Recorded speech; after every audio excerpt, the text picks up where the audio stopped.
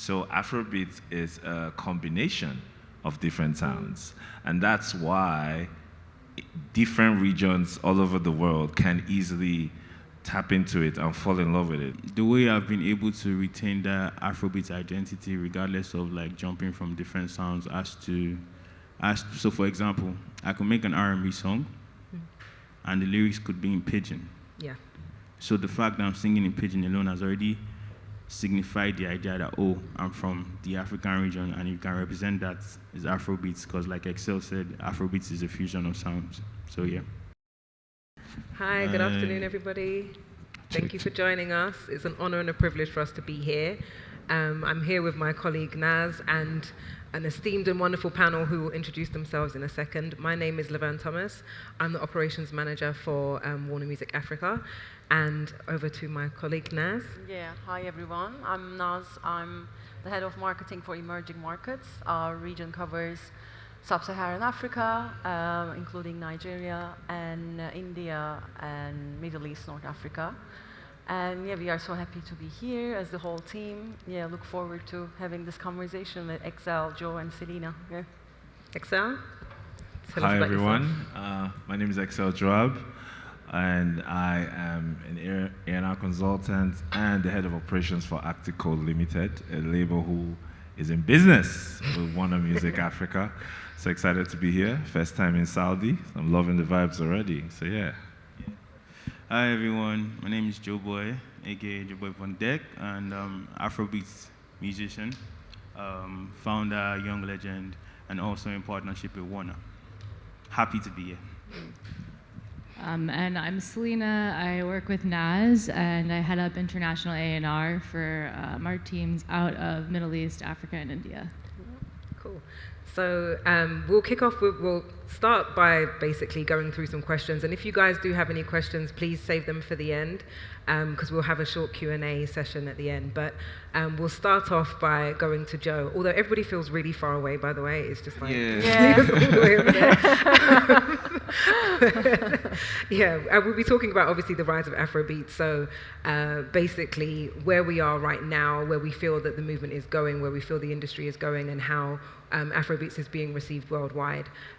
There's been a lot of interest, there's been a lot of movement, as we've seen a lot of artists like Joe, Rema have just risen to popularity across the world. There was a time when Afrobeats wasn't even really a thing, it didn't even have a name, it was just Nigerian pop music.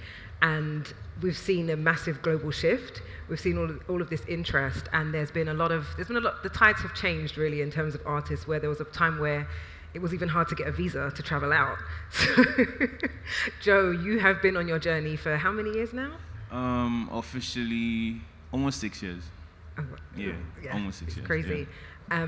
You've had skyrocketed to fame, sip/alcohol, although we won't say that here in Saudi. One of your biggest hits. As you've seen the rise firsthand, what changes have you really experienced, from your 6-year journey? What has really changed for you in terms of the way that people are perceiving Afrobeats outside of Nigeria? Yeah, so now I'd say one thing that I've really, really noticed has to be the fact that it is now cool to be associated with Afrobeats. Like growing up, when I was younger, like 9, it was such a thing. Like people used to be proud about not listening to African music. Like, I don't listen to African music. I listen to American music. I listen to rap, Lil Wayne, and all of that. Yeah. But now, it's become so big, and everybody's proud to associate with the culture. Like, for now, when I travel, when I go to places, they're like, you make Afrobeats and stuff. Like, they know my songs. I'm walking through a mall in US, and they're playing Thames, they're playing Rema. I'm in a cab, and they're playing Sip. Just on a random day, and it's just really, really beautiful to see. And I knew it was just only a matter of time, to be honest, because there's so much talent, or there's been so much talent out of Africa, and I just knew that the more we kept pushing and kept moving forward, the world was going to hear. Yeah. Dope. Thank you. And we also would like to ask you, what do you think about the international success of Afrobeats now? It's happening across the globe. We did lots of promo stuff with you in France, in London, and also there's a huge audience growth in the US that we are seeing. How does it feel for you to go through this international experience, international growth experience, and what do you think is behind this like big global growth of Afrobeats overall? Okay, so I'd say it's really, really exciting because this used to only be a dream. It was only something that, oh, you could only just fantasize about that, oh, but now it's real. Like, it's almost seemingly normal. You could feature an American artist and it doesn't seem like a big deal like it used to be. Even they want to work with us right now. So I'd say one of the things personally that really influenced the growth of Afrobeats in general has to be the diaspora, the Africans in different regions of the world, the way they aggressively promoted the sound and represented. I think that went a long way. And also social media has really made it easy for the music to be spread across. Now it's not as, I'd say not as expensive or there's not so many barriers to crossover anymore because of the advent of social media. For example, songs like Laverne, Tinty, the TikTok really got it to a very, very big point. And I'd say the diaspora and social media really helped with the growth. Yeah. Okay. Definitely. Excel, for you, Afrobeats has evolved quite a bit. It's got its own sonic identity. As an A&R, what do you feel are the hallmarks of, the Afrobeat sound that have now also crossed over? Afrobeats has its home in Nigeria and West Africa, and the very important thing about that is for a long time growing up, what we listened to was music from all over the globe, like JoeBoy earlier referenced. So Afrobeat is a combination of different sounds, and that's why different regions all over the world can easily tap into it and fall in love with it. Like, I have seen that there is Arabic Afrobeats. Yeah. Like when I came here, someone put, shout out Sarah in the audience, she put me onto it yesterday. And I went to go check it out and listen, and I was like, okay, this is actually fire. Yeah. And you'd see also sounds from hip-hop, because hip-hop, we all grew up on hip-hop in West Africa, and hip-hop largely influenced us. And to a certain degree, in Afrobeats, even with the culture, you see a blend of African culture and hip-hop culture.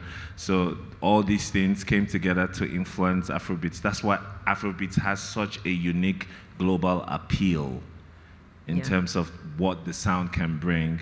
And we mix genre. Take someone like Thames. Yeah. Thames she's Afrobeats, but she's also soulful. She also has the strong R&B side, and she can fuse them. I think I hear a lot of times when artists say they don't want to be put into a box. Yeah. I think the artists that have a legitimate claim to that are Afrobeat artists, because the wide range they have and how it's very easy for them to fuse different genres is remarkable. Yeah. Actually, that takes me to an important point with Joe as well. You've been able to traverse between laid-back, soulful, heartfelt songs to stuff that's like really upbeat. How do you feel you've been able to do that quite freely and expressively, but still within the confines of the genre of Afrobeats? Okay, so I'd say music can be very dynamic. You just have to be very, very open to it. And the way I've been able to retain that Afrobeat identity, regardless of like jumping from different sounds, so for example, I could make an R&B song, and the lyrics could be in pidgin. Yeah. So the fact that I'm singing in pidgin alone has already signified the idea that, oh, I'm from the African region, and you can represent that as Afrobeats, because like Excel said, Afrobeats is a fusion of sounds. So yeah. Perfect. I'll ask a question to Selina, my dear colleague, because she did an amazing job with Shwela Bam. She's the driving force behind the Shwela Bam hit we had last year. Last year is going to be soon. And it's a great example of collaborations across the continent, which was not very often in the past, but it's increasing. And we see overall an influence of Amapiano on Afrobeats, or vice versa. And as the person who was the driving force behind Shwela Bam, who was a collaboration between Tito M, Yupe, who are Amapiano artists, and Burna Boy, who is an Afrobeats legend. And what do you think the role of these Pan-African and cross-genre collaborations playing in connecting the scene of Africa overall? I think that Pan-African collaborations are really important because they promote unity across the continent while showcasing its diversity. It also helps drive collaboration and innovation. So, you know, this particular track was actually really challenging to put together in the studio with the artists because we were trying to figure out how do we put Burna Boy, who is a global star but also an Afrobeats artist, on this song without compromising it as, you know, the original song itself and an Amapiano record. So that was challenging, and the artists and everyone involved took a lot away from that, which was really great. I think that it also helps artists with their audiences and break into new spaces. So for example, Sneh, who is the original vocalist on Shwalabam, has really leaned into this opportunity. Since we released the record with Burna, he has come out as a surprise guest at one of Burna's shows in London. He's been doing club shows in Nigeria and appearances. He's been coming out at other shows in London, speaking on panels with different audiences and off the back of Burna's audience. So that's just like really great to see because he's capitalized on a really productive way. And before, he didn't even really have much of an audience in South Africa. So it's cool to see how he's done that. Yeah, absolutely. And I'll go back to Joe's comment about diaspora. Definitely, diaspora audiences are the driving force in like seeding genres from Africa, India, Middle East, and bigger places like UK, London especially, and other places like Paris. This question is not to you, Joe, but I want to pick the brains of Exile or Selina, whoever wants to jump on this. How do you think these trade routes between like Nigeria, West Africa, or anywhere in Africa actually, and diaspora markets like the UK, and like, are there any specific strategies that we are following on the A&R side, marketing side, to implement and tap into these routes even further? And you can also touch base on marketing as well, Selina, because you did marketing before, but I'm curious overall, what do you think about these like routes? Anybody wants to jump in? Yeah, I think it's really important to tap into diaspora, wherever it may be. So for Afrobeats, of course, the UK is really important, but so is France. I was working with CK when Love Nantiti started to take off, and we noticed that France was one of the top international markets. So he decided to really commit to going there instead of doing things in isolation, which a lot of artists do. So I think within the space of like 8 months to a year, he visited the market maybe 4 or 5 times for club shows, promotion. He did like 2 or 3 collaborations with local artists and shot official video content.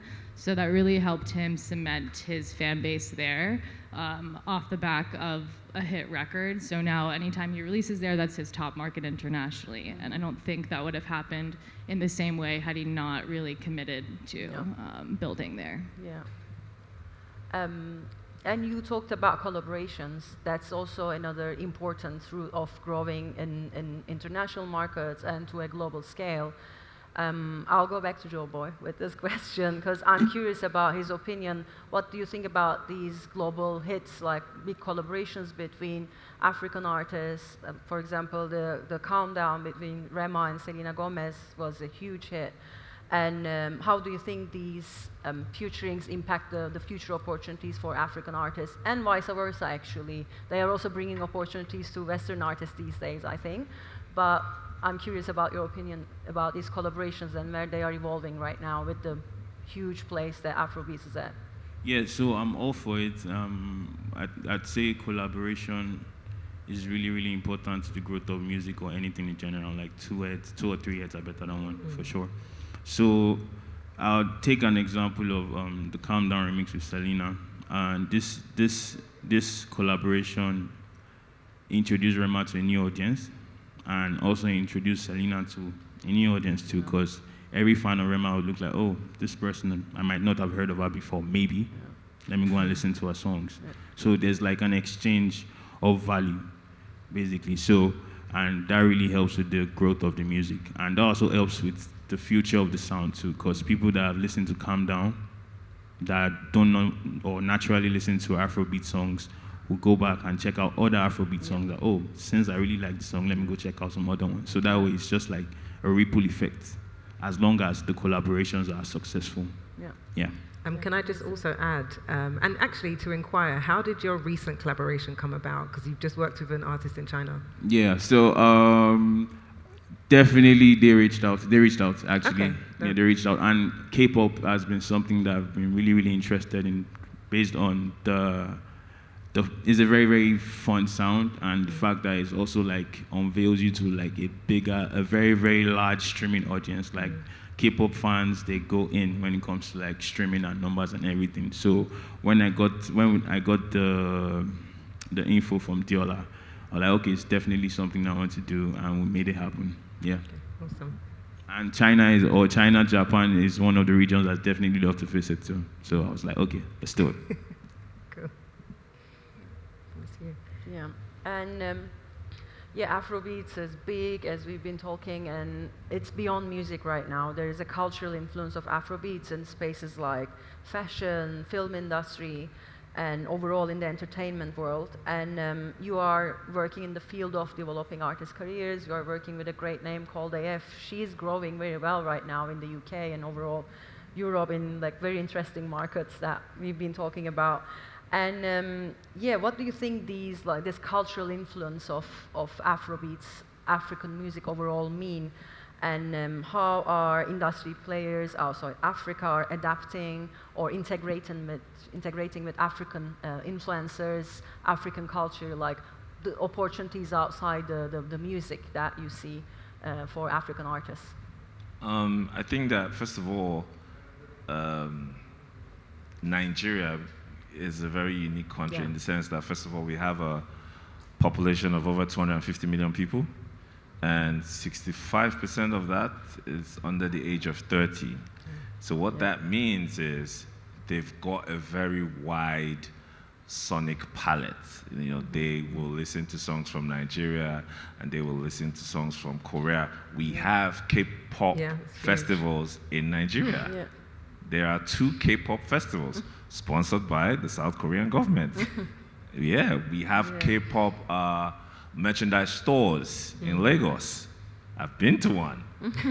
They told me, I didn't believe it. I went there. I saw a bunch of teenage boys and girls buying stuff with their parents, and I was like, okay. I mean, so what that means is like the internet has really opened the doors for us in huge ways that we didn't even know were possible, and it's happening not just in music. We're seeing it happen with Nollywood, our film industry. We're seeing it happen with our fashion industry as well. I've seen situations where like A-list artists in the US are purchasing fashion items from Nigerian fashion designers. You know, it's crazy. So we have a very young population, a very creative population, and they are very big on collaborating, right? I saw recently a Nigerian influencer was brought to China by a Chinese car manufacturing company to make content. You saw that? Yeah, Brain Jota. But Brain Jota, his name is Brain Jota. Like, that's so random. You know, it's so random. But we've also got the numbers online and offline. We've got the numbers. If Nigerians co-sign anything, there's gonna be a huge, huge digital noise behind that. So we are very, very influential. But what I have loved so far is the fact that we have been able to collaborate, and I think that more collaborations should happen, because the music coming out of Nigeria right now is crazy. We have Nigerians doing drum and bass, techno, and fusing them with African sounds. So it's stuff you've never heard before. And if you're around tonight, you should definitely come and catch some of the performances tonight. We've got JoeBoy, we've got Cold AF, we've got Wizard Chan. You've not heard music like this before, so make sure you come out tonight. I love the plugging, by the way. So you should all come. Excel's officially invited you all. A question can I just jump in go ahead, one thing? Because you said China, and you said random. It's not, because I was checking numbers. I'm not going to name drop here for a couple of artists that we work with from Africa, and there are interesting spikes in China.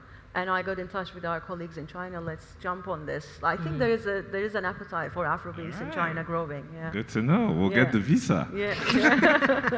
That's another thing in and of itself. We'll have to work on those diplomatic relations. But speaking of visas, what impact do you think that the Japa movement has had on the spread of Afrobeats?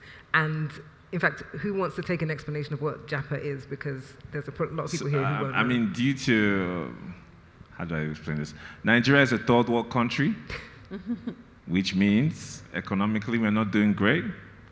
But we have a lot of bright, young, creative people, and they are looking for ways to thrive. So they are immigrating to different parts of the world. So we have a phrase for that, it's called Japa.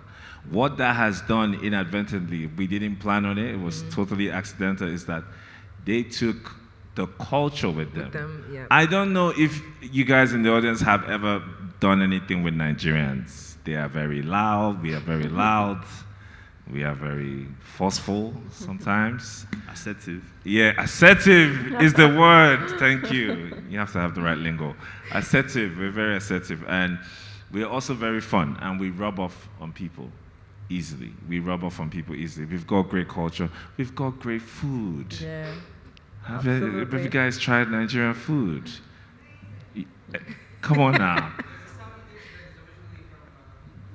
There's a Saudi dish. What's the name of the dish, if you don't mind me asking? Sire. That's originally from Nigeria. Oh, like suya. That's actually from the north. Wow. You see my point? So as we've traveled and taken the culture with us, people have fallen in love with the music, with the food. You know, there's also even with marriages, got Nigerians marrying people from all over. We have a saying in Nigeria that if you go anywhere in the world and you do not see a Nigerian, you should run away, because it means there's either no money there or the people are not good. So yeah. Okay, so as you said, there's been this cultural conversions as well. So people are carrying the culture with them, as we've seen. It's a beautiful thing, and there's influence now in the food, which we didn't even know in Saudi Arabia. And I love it. We should also give credit to like the Gen Zs. I know we give Gen Zs a lot of flack that they're lazy and stuff like that. What I love with Gen Zs globally is how much open they are to receiving new culture. They're so open to trying out new things, receiving new culture, and you know they've grown with that. So yeah. The good thing about this spread is that it's actually helped with the streaming, it's helped with the numbers and the consumption. Although that being said, I think it was 2023, there was a supposed dip in the consumption of Afrobeats. I think it was a 9% dip that was advertised. But I mean, we've done a bit of digging into that and the reasons for that, because it's not as straightforward as people are not listening to Afrobeats as much. That's not actually necessarily true. A lot of the artists are now reclassifying their music from Afrobeats to pop and R&B. And as somebody who has like literally carried the mantle of Afrobeats and is, as you would say, carrying it on their head, Joe, like, is there a reason why you've continued to classify your music as Afrobeats? And not that it's a loaded question. It's not that I'm saying to you, you mustn't ever change if it's strategically better for you, but would you consider changing and reclassifying to like pop or R&B? With my current mind state, I wouldn't. Because I'd say Afrobeats, like I said before, is a fusion.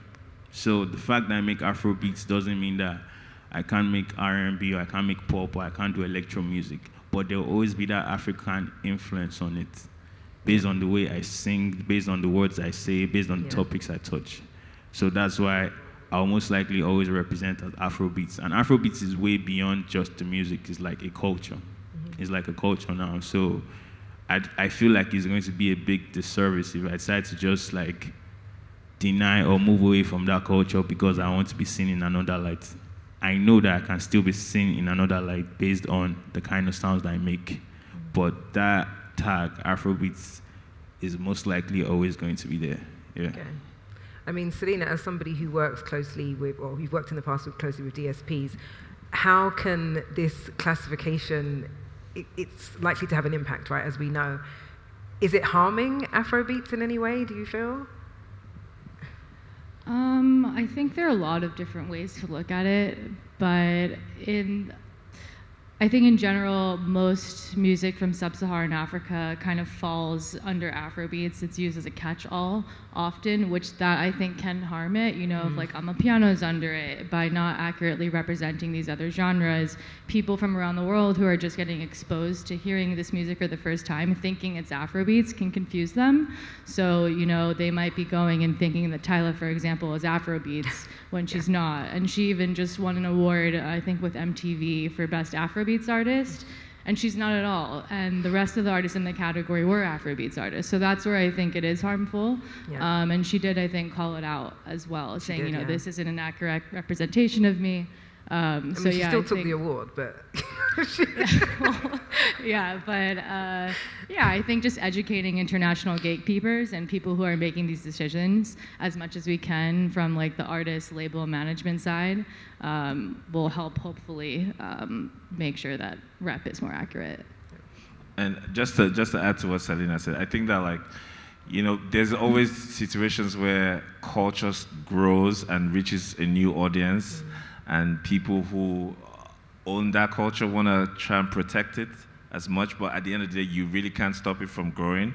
We're beginning to see why artists get nominated for Afrobeats, best Afrobeat songs and stuff like that, which is not a problem to me. I think what should just happen is, I'm so happy to see the culture grow as far as it can grow. Yeah. But what should happen is, like Selina mentioned, the powers that be should always make sure they do their homework and research to understand the different nuances and categories, and also bring people from that culture to the table as well, so that certain errors don't happen. Because that particular situation with Tyla and naming her as an Afrobeat artist was quite embarrassing. It was funny.